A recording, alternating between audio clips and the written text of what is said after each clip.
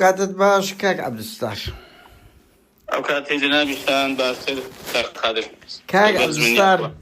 دوێنێ ئێوە بەیاننامەیەکتان دژی هەسەدەیان ئیلهام ئەحمەد دەرکردووە ئەڵێن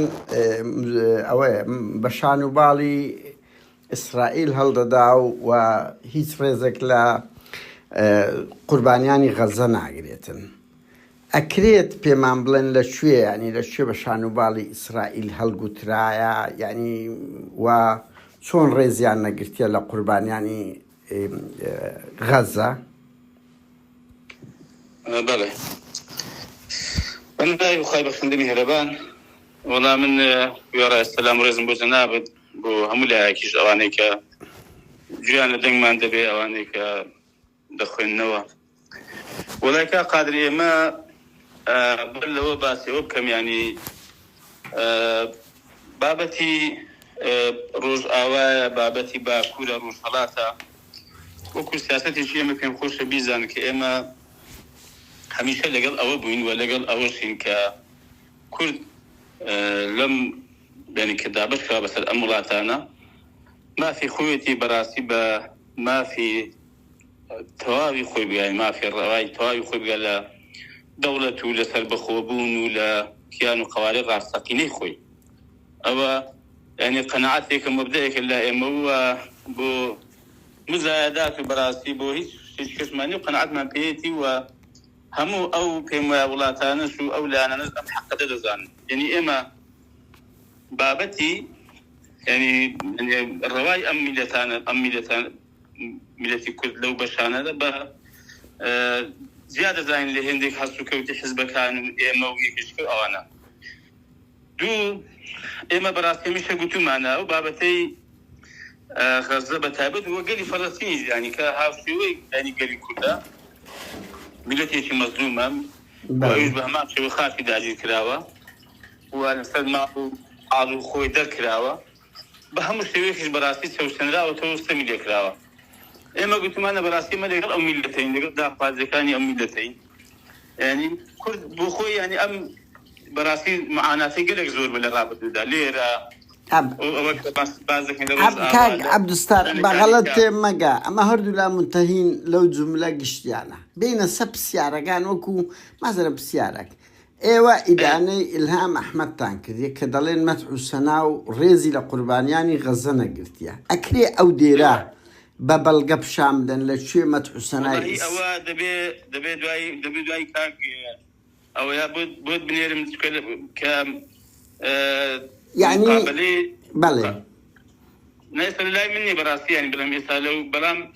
لەسا پێکەوتنێکی لەگەڵ یەکێک لە میدیاکانی ئیسرائیل بەڵێ ئەم قسەی کردووە چی گوتووە ئاخر چی گوتووە تو مەکتەب سیاسی کاک عەبدولستار یعنی لەکوێ بە شانوباڵی ئیسرائیلیدا هەڵگوتووە و بێڕێزی بە قوربانیانی غەزەدا گوتووە ئێوە بەیاننامەتان دەرکردیە بە ناوی کۆمەڵی ئیسلامی بنمونە بەڵێ زەمدای حەزەکەی با دوای زەی کار خادم خۆ ئەوە نامێ ئەمیز دەبێت دوایی ئەوەت بۆ بنێرم و سایتەکەت بۆ بنێرم و قسەکان ئەمن خوێندیتمەوە بەیاننامەکەی گۆشم دیت نائیمەنا قسەکانی ئەو قسەکانی ئەویشم خوێندیتەوە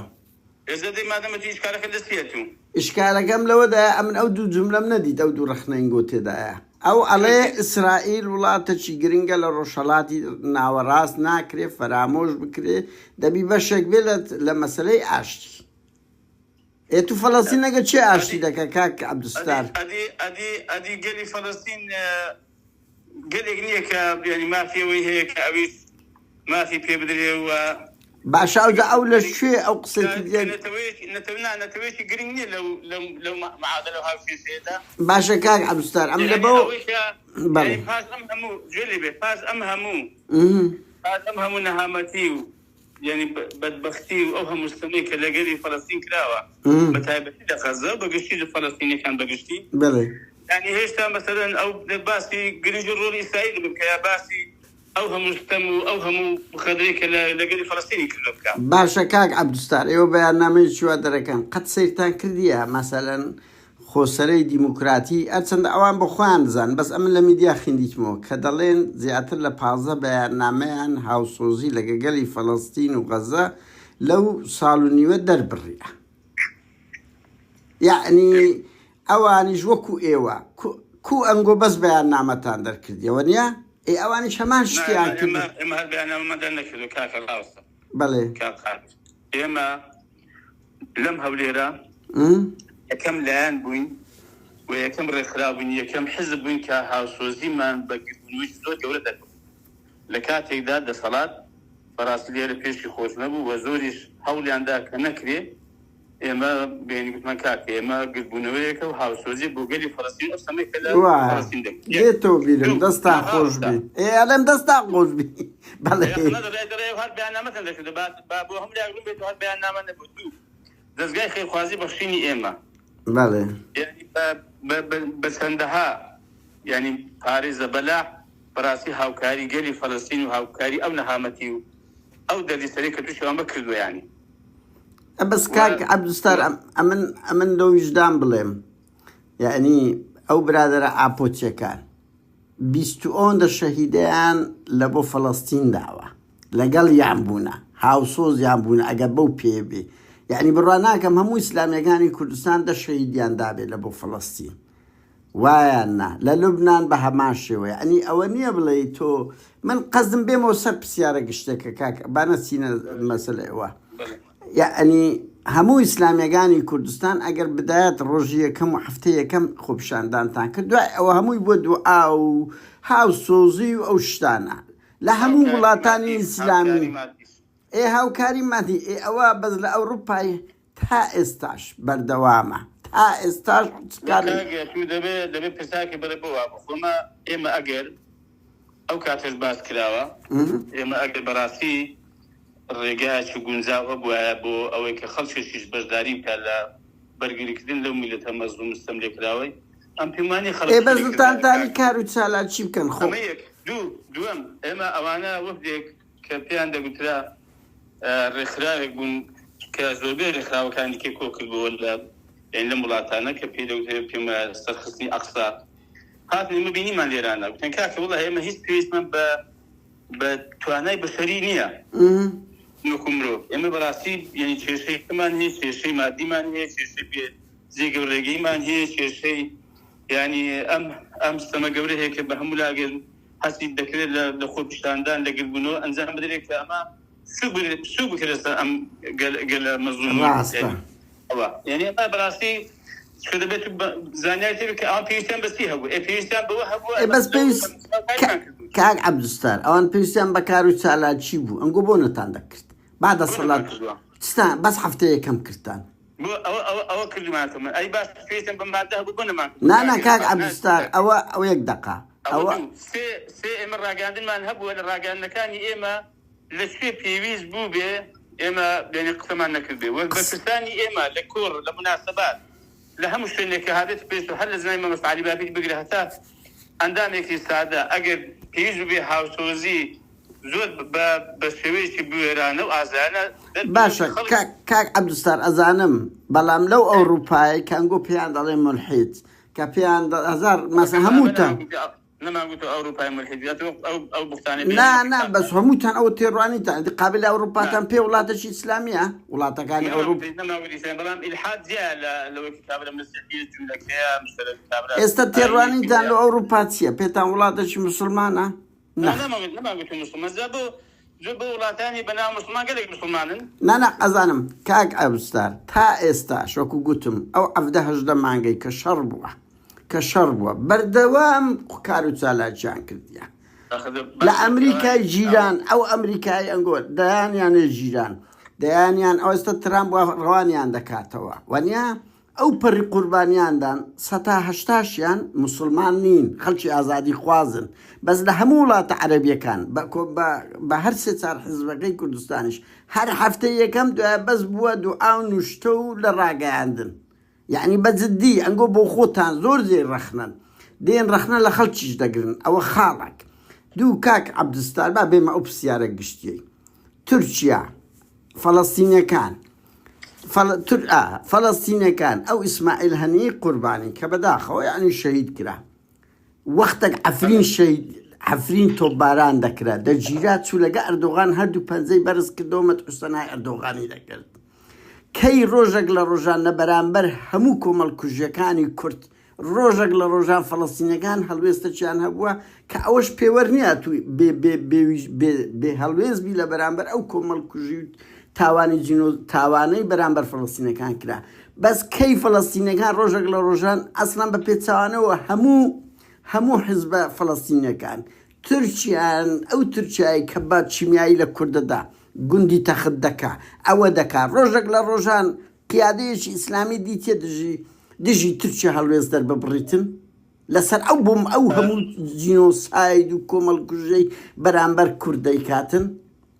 والله ئەوان بەرامبەر بە کوردی هەڵوێز نەبوون پێم خۆش وەکو لە دەرفەتێکیدا وتارێکی وتار نانا کاکە عەبدوستار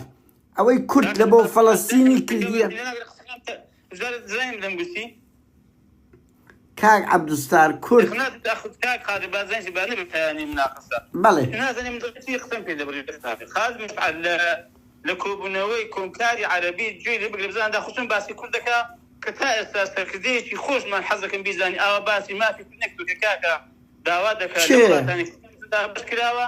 کە مافی کورد ناگەدانێت چێسە لە وڵاتان لەو ناوچەی سارەسەر بێ هاوشێوەی گەلی فەڵەستین کوردی چێوەی گوتیە کاک عەبدوستار چێوەی گوتیە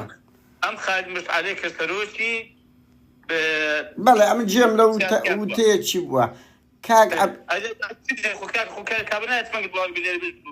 نا کاک عەبدوستار بە ئەمە پرسیارە بکەین کورد 70 ساڵە ئەم لە بیرمە بە شان و باڵ بە شعر بە ئەدەب بە پێشمەرگایەتی دەیانی وەکو مامە ڕیشە خەڵک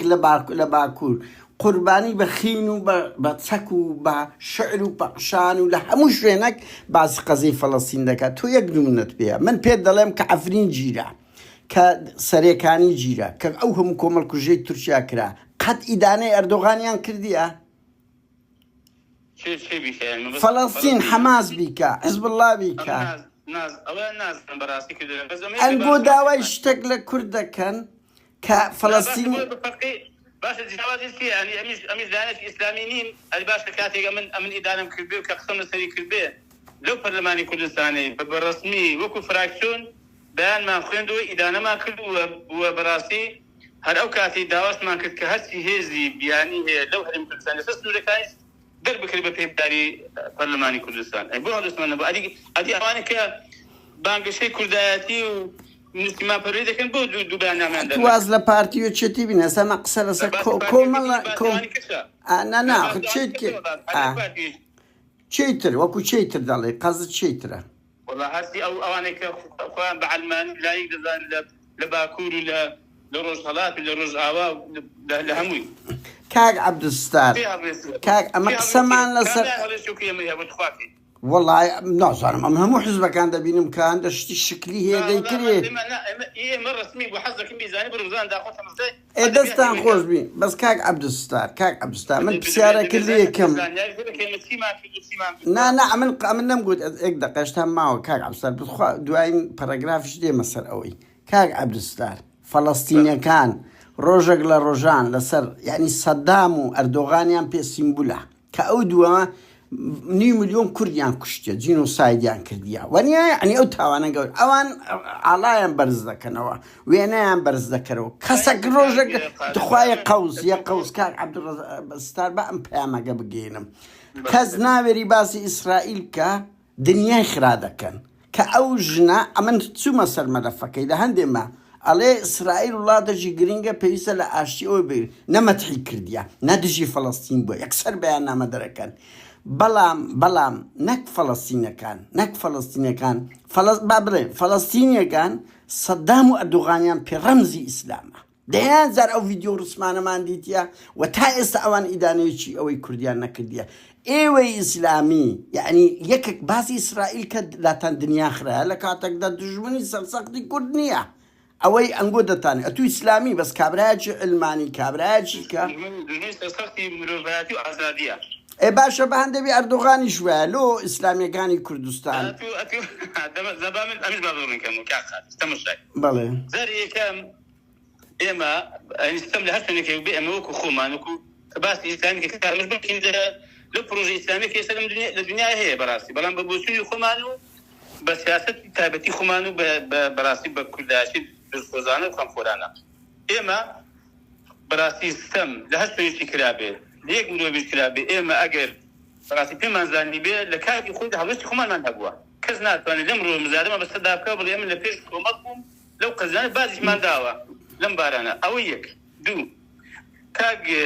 هذا اللي بيختلق الأوام كي براسي لم فمن متبيج حماس أو جماعة أنا دي كاك اللي بزياد أوام كي كأوان يعني آية مثلا لم باردو فاندا بو يعني كله طبعا وديار أو كاتك لو أنا وان صدام يارمتي دا لو أنا مثلا أردوغان يارمتيام دا حتى أوز جوازة إيه أوان جوان كاك بلان بعرض كم لوان بسار بكري بو أوادا كن بو أنا كن في بلان لقل أوجدا أم فيما بليا هلا نشي إسلامي هلا نشي كمروف دوز بي كاتي كستم بكري كاتي كستم لا عربي بكري لفارسي بكري براسي قل آزادي خواز بي دبجوشوني يقول بكي نايفوي هلوستي هبي براسي داني بي أقل نكري أو هلوية السياسة يعني براسي بي هلوستي لمروف بس كاك عبد الستار باشاري إيه مجبي بس كاك عبد الستار أوان كردي روجاوا دبيني يك دوستينية همو حزب إسلامي كان همو دولة داعش كان حركاتي إسلامي بجول يك تخوا قوس باش كاك عبد الستار أوان لتسوار تسوي كومالك دولة تركيا جولانية قاعدة داعشة مثلا إيران همو لا تكان خوخوي روحاني أنا وايانا خوخوي روحاني أو أزموني روجاوا أوانش ما في خويانا كو أوان دتسن بشانو بالي صدامك هالددن أردوغانك أوان بشانو بالي أرددن ويني هالدقرن بالرمزي إسلامي إخوان بس مجرد قوتيت يعني إسرائيل ولا تجي جرينجا ببلا بيانا ما نصدرك يقدق تخوا ببلا بيانا ما نصدرك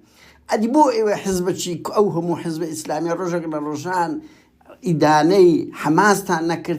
كدجمني سرسقتي كرت صدام أردوغانا ببرد ساوي إيما لأن كان الرمز رجل الرجان إيوه إداني وان تانكر بو أوان دجمني إنسانيت نينا وكو إسرائيل إداني كمان نكر يعني حماس بلين لو إداني حماس ناكن كاتك حماس دي بكوجي بابو برايتو أتو بيش مرقبو إلى الشخص صدام ده هاد أو صدامي بي الرمز طبعا بسار زناب كم كاق قادر بله يعني مصمم بسارك ومني إحراز يعني بس ولام أبو أما بله بس ما يكون كالشهور شيء زيادة خوازي بدري يجومان بله. أما شيء مجلس يقول كيز مرجاني كيز رافرين يعني بله أزانم هم حزب كان هاوكاريان لإيران وزن قلتوا با هذه إيران هل إيران يزين بس في قوري أم بس كل داعي كذوا با أي بود شاد شيء كز بيانامك ما درنك بين كان في إيران أجام داد مثل أو خالش يعني إما أوكاتي خود بينا بس يعني كل دي أبو حماس أواوي تشكل أواوي أي باشا أي بول لكردي روج أواش تناغن هرتسار دورو بريان دجمنا بس مزر يك جملة يقول تخوي يك ما يبودرون بيتوا أوانا كذا مثلا بو أم إداني أوانا كذا ما يبودرون بيتوا كشاكا أوانش برزونديش قبل كذا يعني مدتني شيء بيسارن بيكسر أي بس خو إداني أنا كردينا خو إداني فلسطيني أنا كرديا خونا مشانو بال إسرائيل شهلنا قوتيا أوان دلين دولة شجرينج إلا روشلادي ناوراز دبي لأن شجرينج بي بو أوان رسمي صدام وأردوغان برز دكنوا إيران همو دعمت شاندك هرسي شيء دك تخوي قوس أجل أما ذكر يعني لقل أوشك باردوخي أوان زيايا بس لم دفسين بحالي جزانا لا نقبل لو جملة شي سياسية هيج ما تحنيها ولادي إسرائيل ولادي جي جرينجا عاشتي بيبي جيب زين عكري بخومان عموما منتهين عقر بس دين ببستار ساعتي إدانة دكان بس حماس وزهاد وعمر وزهيد صدامة كان 1 مليون كردي كشتي رجل لرجان إدانة يناكن حسبنا كان دفاقية كيا إما أجر أوان يعني لهال مفتاحش لهال برجيشي نك إما بفعلي أو جملة سياسي قوتية أوان صدام وأردوغان وإيرانيان في رمزي إسلام بو إداني واناكن أجر أنقو خوتان في كرد إسلامي شي كردستانيا إنه في بلام إداني حماس كين بله والله إلا ويدا زاد بقية ذلك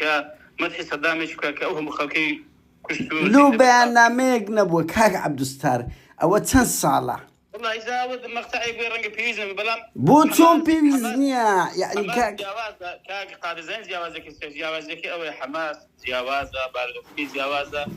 بۆ ئەوانیش جیاواز نەبن بس روز أول سيد إسرائيل بيني وماتي قبل ولاتي كوري وقريقة بساني بالي هالبلد سيد قازانجیان ڕەنگی لەوەی هەردوو لایەن ئێستا کرد والله ولاتي شي خوين مزة ولاتي شي تقدر ولاتي شي خراب استمكار يعني ظالمة جنوسايدي كده بدل مثلا ولاتي شي قريقة ولاتي شي قوري ولاتي شي کاک عەبدولستار ئەم لە تو دەگەم کۆ تۆ ئەو حەقە بە حەماس دەدەی کە مەدح سەنای تورکیا دەکا أمن إدانش ممكن قلت إدانش لا ناخر بفعلي كره كاكا تو استالي رودلي من بلاغي كومالي بفعلي يعني دامج مكتبي سياسي بلان بفعلي خونا كاكا شري حماس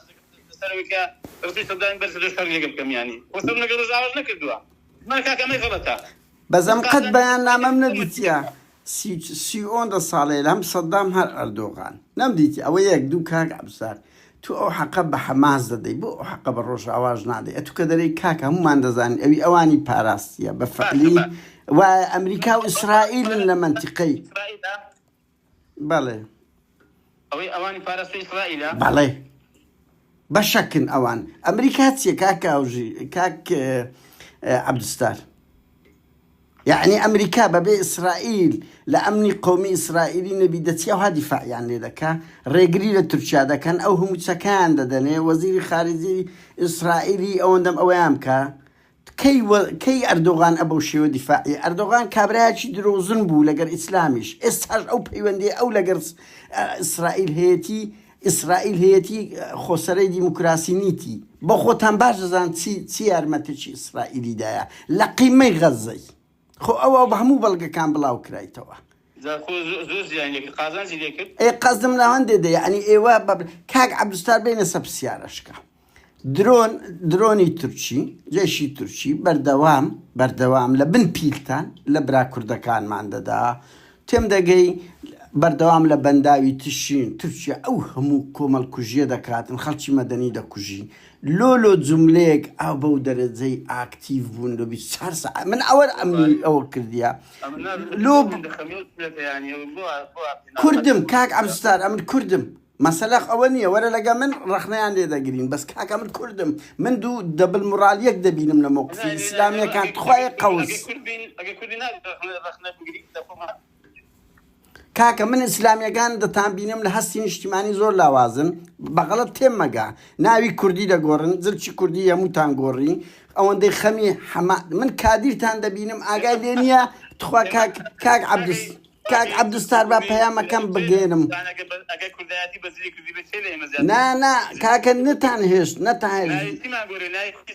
بابا همونا وكان بيتو عربي كاك عبدولستار تخوا با بياما كان بجينم كاك عبدولستار ورا لحفتا وهشتا كان باو بيراني ما كس مشكلة إسلامي نبو زلي كرديان لبردك كرت ونيا همو أو زلي كردي تعصبوا رقص فلسطين بيراني بنا ولا كس مشكلة أنقوي ناتان بالرهاب كا يعني أنقوي ولا مثلا غير يمي أو رقص فلسطين نا أو رقص فلسطينية كاك عبدولستار لو كاك من ماركسيزم وأمن سوسياليزم وأمن علماني كاك مش إسلامي أولي هذا كاك عبدولستار لو أوروباش خلق اجتماعي خوي خوش دوي زلي خوي خوش دوي ناوي خوي خوش دوي همو ولاتك يعني كزنية ايوه هاتون همو ثقافتي عربيتان هنا ايوه ورا استاك ديان نا ثقافتي شيء اسلامي اما همو ما سانزي في ودكين ابراكم ناوي كردي لآرام ونظام لتي همو بيتا الاخي بكل عربونيا ثقافتي اسلامي نانا ثقافته روشنبيري وكلتوري إسلامي براسي وكهاتو كالقرآن ده هي للرمشوني في غنبري ده هي صلى الله عليه وسلم كإخواننا أرديتي كاكا الأخي بعربوني بقرآن عرب كم تين بس إبراهيم موضوع عندنا كاك عبدولستار من بيدل مرسي والله إبراهيم كل يعني كل بس يوجي قصيدة بقرآن العرب بنتل بيسامو إيه خو كسنالي أو ما فكاك عبدولستار بس بودي عربي عربني أوا أتو يقدر تركيزني كاك عبدولستار طبعا إفادة عن الإسلام كله براسي ما إيه نقول نتان كردو ولقل الدام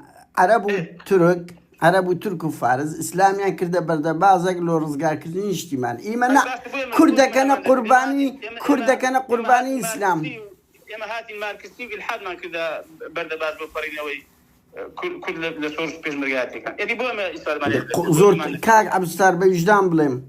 خلشي تسب زورترين شهيدي دا لبين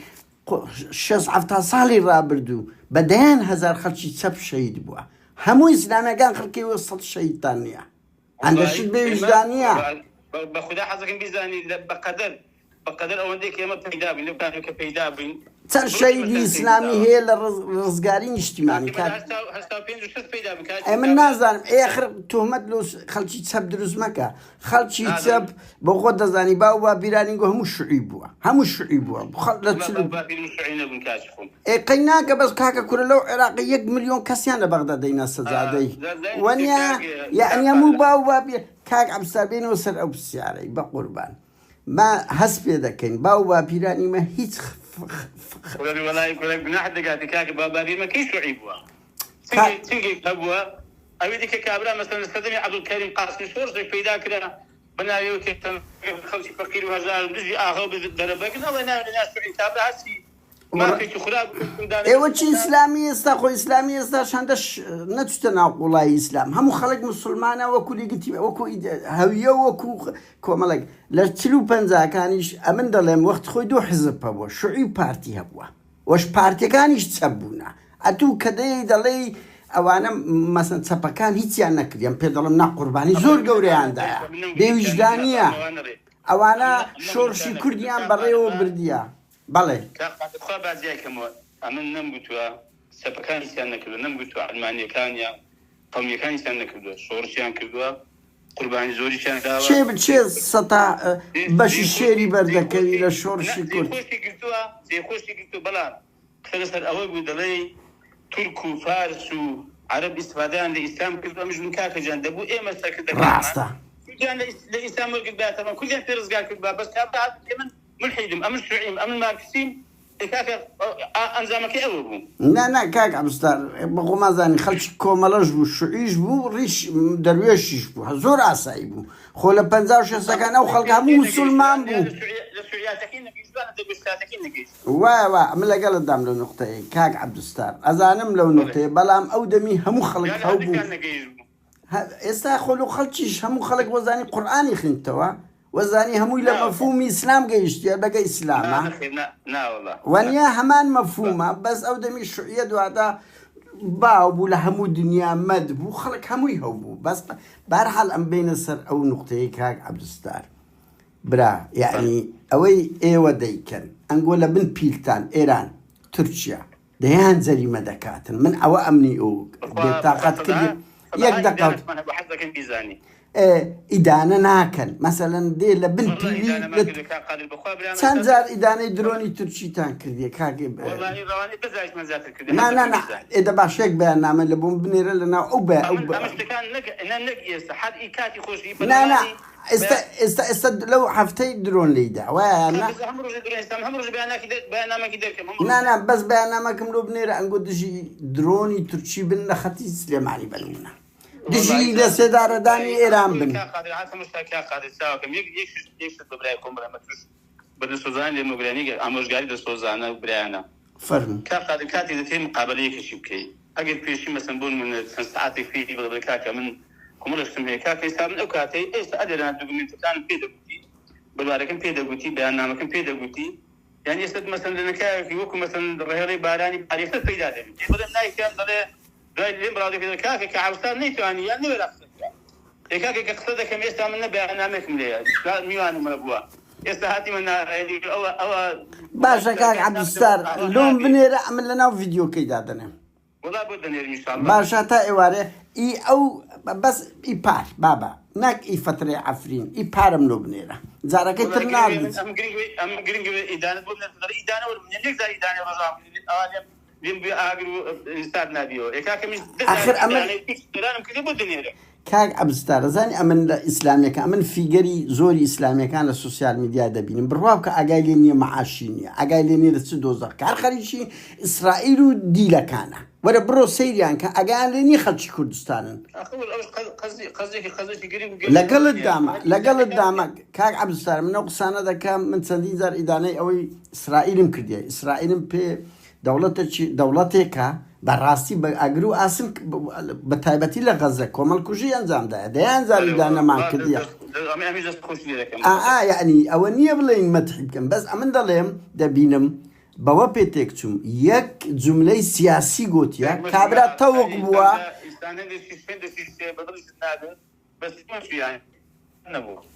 نەنا جملەیەکی سیاسی گوت بەس تورکیا و ئێران دەیان جەریمە دەکەن فەڵەستینی و دەوڵەتی برم حرەکاتی ئیسلامی ئەوانیان پێ من قزە کەسێکتە ناچن ئیدانەی حەماس بکەن کاتێک ڕسمی ئەردۆغان بەرز دەکەنەوە هەستی میلیۆنان کورد یان لە بەنداوی تیشین کورد دەکوژێ یان درۆن لی دەدا یەک بەیاننامەی حزبی ئیسلامی نابینم بە پێچەوانەوە هەموو فرکانیانە لە بۆ کن تورکیا بە شان و باڵیان هەردەن لەگە میت دادەنیشن ئەبێ ڕۆژە بزوتنەوە ئیسلامی دانیشت سلاحەدین بەهادین دانیشت توژدانتان کاک عەبدولستار مەزارش برای خۆ لێرە بەبیری لە هەموو ئیسلامیەکان و کەسایەتی ئیسلامی ناکەم لەوەدا کە باز دەکەین کە فرکان پێشبڕچێ بۆ لای ئەو بەس بە ویزانەوە توخوا کۆمەڵی داگەری ئاوایە نانەی کردیە کەمتر بووە وایە بەڵام ئیدانشتان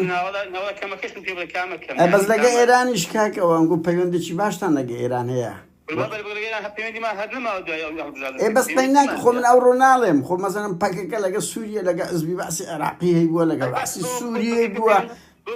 پەکەکە لە کاتی خوددا پەیوەندی باس لەگەڵ حافز ئەسەد نەبوو هەی بوو ئەوانیش پێیان ڕاگەیاندن بەس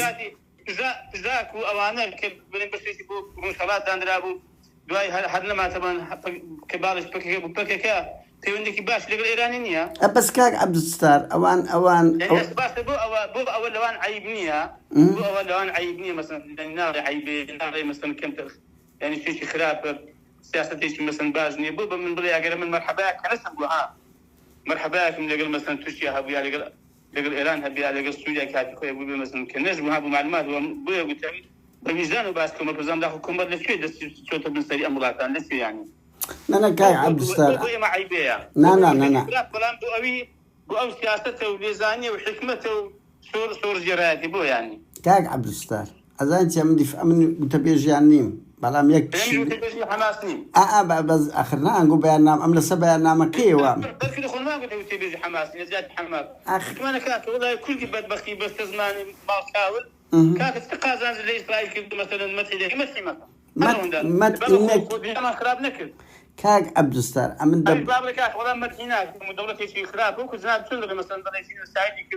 ئەخر ئەمن فرد کاک عەبدولستار ئەمن فەردم ئەو هەر چادەوروبەری دوژمنە هەر چادەوروبەری تەوق بووە ئەگەر ئەمریکا و ئیسرائیل نەبن دا هەنچی عەفرینیان لەگە دەکرێت ئێخرە تو حزبی کاکە حکوومەتت نییە 4 ملیۆن کەس لە مل نییە کاک عەبدولستار ئەتو تورکیایەکی دڕ لە بەرامبەر نییە کە دەوڵەتێکی وا فاشیە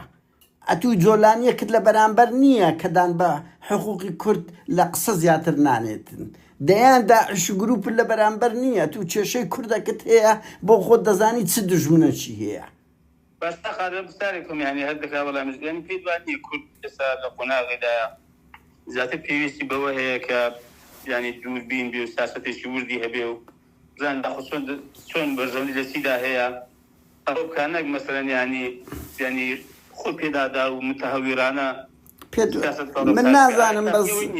کاک عەبدولستار من ئەوە دەزانم هەموو جار کورد کەتە بن پیری دەوڵەتە زلهێزەکانی دنیا ئێستا بەرژەوەی ئەزانم بەس یەک شتیە هەمبانە دەست پێ نەداوە سەرەکەشیان بەو کرد بوو معلوماتن بخوا ئێستا زەوە لە ئارادایە زاسی لە ڕۆژ ئاوا بێ سست بینی ئێرش بگرێتەوە بەس کاک عەبدولستار تو چەند دەرەقەتی خۆ من نازانم بەس ئەوەندەی دەیان بینم ئەوان لەسەر ئیرادەی خۆیانن بە سوودیان لەو دەوڵەتانە وەرگرتیە سوودیان لێوەگرتیە پەیوەندیش با بێمەوە سەر ئەو نوقتەی یعنی ئێستا ئەوان لەگە سووریا عێلاقیان هەبوو بەس هەزاران کادیری کوردیان کردە مەزلوم کۆبانی وایاننا لە ئێران علااقاتیان هەیە بەس حزبیان هەیە خۆپشان ژیان ئازادی بەروبوومی وانە یعنی ئیش دەکەن لە ناو کورد قوربانی دەدەن خەڵک ئەوە دەکەن کاکە ئیمەوەنین دەبنە جاش دەبنا لەگەر میددا دەنیشن فەرقەکەی لەوەدایە کەی نەک خەتی ئاپۆچی دیموکرات و کۆمەڵەش ڕۆژێک لە ڕۆژان دوو کوردی بەشەکانی باشووریان بە کوشتندایە بە جددیمە کەی خیانەتیان کردێ بە پێش سوپا کاکە ئەو نەخۆشیە بەس لە ناو باشووردایە کاک عەبدولستار بەرحاڵ بێمە سەر ئەو پرسیارەی کۆتایی یعنی حەقە کۆمەڵی ئیسلامی جەماوەرەکەتان کاکە حەقی خۆتان متعاتفن لەگەر ئەو بەش قوفرۆشیە کە بەر پارتی وێچێتی کەتیە ئەمە لەگەڵت داما ئەو لایەنانە کەوتووە بەشیان کەوتووە بە ڕۆژ هەڵاتی بۆ معلومات نازانم سەرزانیان ئەویش بەشی خۆیانیان کردووە ئیشی ئێمە نی بە پێش سوپای داگیرکردنەکەتینە لە ڕۆژهەڵات بە دیموکرات بە شێوەیەکی لە کوردیاندا و ئەجەبیان دەبی بزوتنەوەی ئیسلامی شنۆ کەسی کاک عەبدولستار من لەوەی ئیشم کرد وەختی خۆی بزوتنەوەی ئیسلامیش لە هەڵەبجە هەژنۆ دیموکراتیان تەسلیم کردەوە چۆن ناگەڵێ خۆمەمە ئەو کابرا عەنەبیەکە بوو چێ بوو ئەوگەموتان کۆمەڵ بوون ئیسلامی بوون بەڵێ ئێمە ئاگامەری نەبوو شخصێک کردوێتی و بەرپرسیارە بۆ خۆی ئێدستان لێ کرد ئێمە نەکرد خۆفرۆشیمان نەکردووە باشیشمان داوە لەسەرەوەی کە ئێمە شەڕی کورد بکەین لەبەر وڵاتان و ئەوانە حەزەکەم بیزان ڕەنگ بی من لەگەڵت دامایانی خۆ من نەمگوتیان گۆ پێش سوپای کەتوونە بەڵێ ئەمە ئەخنا بووی بەڕوون بێتەوە دەزانین کە نابێت ئێمە يعني حسابي أما لقى حسابي خلطوا حزبي كاك عبدولستار نقدر خلصي على كاك عبدولستار فيك نكري إما بوين جلبي إما بوين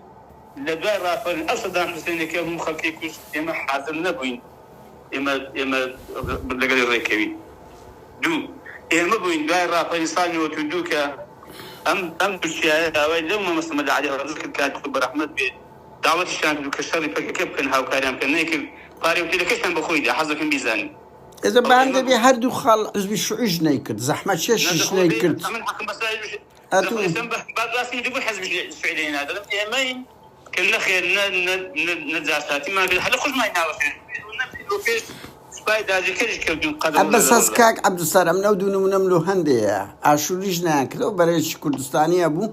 پارتی وێچێتی کردیان ئێوە بستنە دەسەڵات فەرق نییە لە چاوەوەی لە حیزبدان ئەمنەوە شەرعیەت نییە لەو پارتی وێچێتی یعنی لێرە باس خۆمان دەکەم ئەمە دەسەڵات مەبی هەرێمی کوردستان بەدەست من بێ و کاتێم قسەی خۆم بێ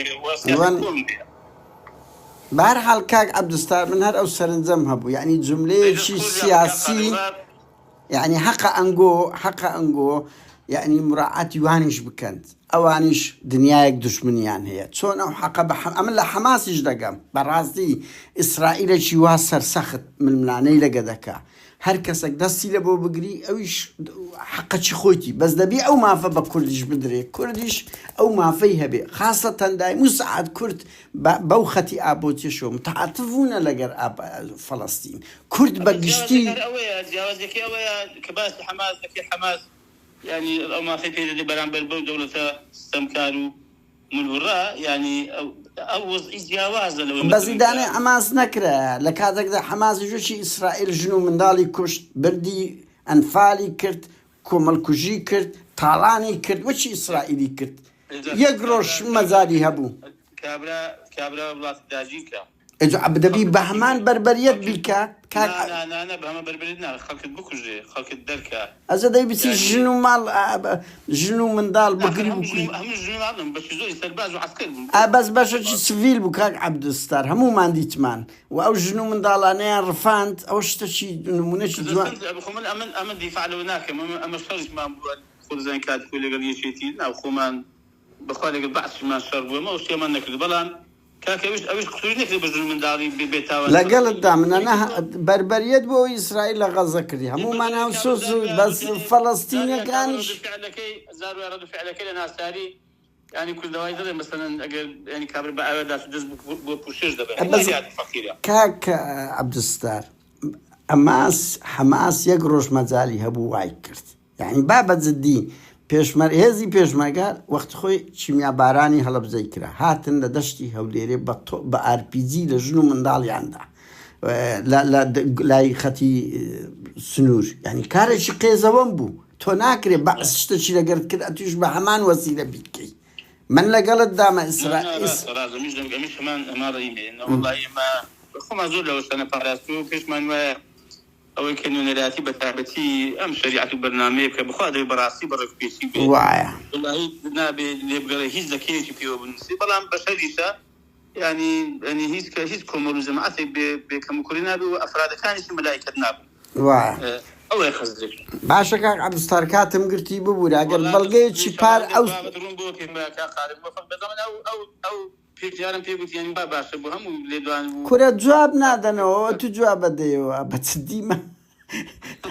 هەر ئەو ناگەر کابرانی شتێکی حاضر کا شتێکی مەسەڵەن بەردەست بێ یان یاخە دوکومنتێک بڕوا بکە کاک عەبدولستار ئەس دەکەی نییە یعنی ئەمە لەسەر دەستی تو هەموو بەرپرس ئەمن دەزانم ئەنگۆ ناترسێن لەبەرەوەی باگراوندەکی رابطان نیە سقەتان بەخۆ هەیە بەس کاچ خۆم ئەمن هەرجێ لە ئەلەو دەبی قەپات دەکەم قوڕیشیە بەسەری خۆ بکەم یعنی ئەمنیش حەز دەکەم ئەمە هەر وەک ئەوخانەوەی وایە بەڵام پێم خۆش بوو هەر لەبەر ئەوەندە ملاحەزە دەکەم گوتیان پێم خۆش هەندێکم ئامادە دەکرد بەڕاستییان ئێ باش هەتا ئێوارێ ئەتا 5 سەعاتی تر من لە خزمەتدا